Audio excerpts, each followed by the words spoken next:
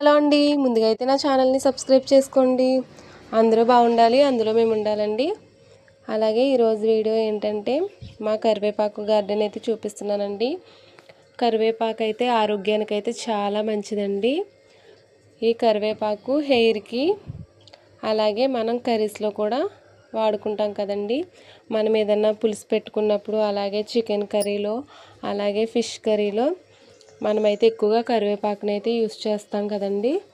ఈ కరివేపాకు వల్ల అయితే మనకు చాలా బెనిఫిట్స్ అయితే ఉన్నాయండి.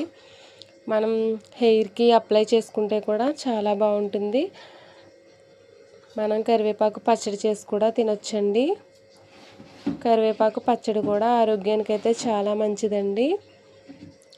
కరివేపాకు వల్ల అయితే చాలా బెనిఫిట్స్ ఉన్నాయి. హెల్త్కి కూడా చాలా మంచిదండి. ఈ కరివేపాకు అయితే మనం మామూలుగా వేస్తేనే కరివేపాకు చెట్లు అయితే తెగ వచ్చేస్తాయండి. ఇక్కడ పెద్ద వేసినవి ఏమీ లేవండి, గింజల ద్వారా వాటికయ్యే అలా వచ్చేసినాయండి. ఇదివరకు అయితే ఒక్కొక్క మొక్క అలా ఉండేది, ఇప్పుడైతే ఒక 5-6 మొక్కల దాకా పెద్దగా వచ్చేసినాయండి. మొక్కలు పెంచడం అంటే మాకు చాలా ఇష్టం అండి. మేమైతే ప్రతి మొక్కని కూడా పెంచుకుంటాము.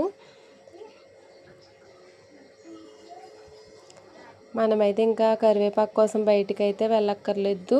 మేమైతే ప్రతిరోజు కూడా కరివేపాకునైతే వాడతామండి. ఏ కర్రీ వండినా సరే, ఒక హెయిర్ ఆయిల్లో వేయాలన్నా, ఒక పచ్చడి చేసుకోవాలన్నా మేమైతే ఇంట్లోనే వాడతాం. ఈ వీడియో మీకు నచ్చినట్టయితే లైక్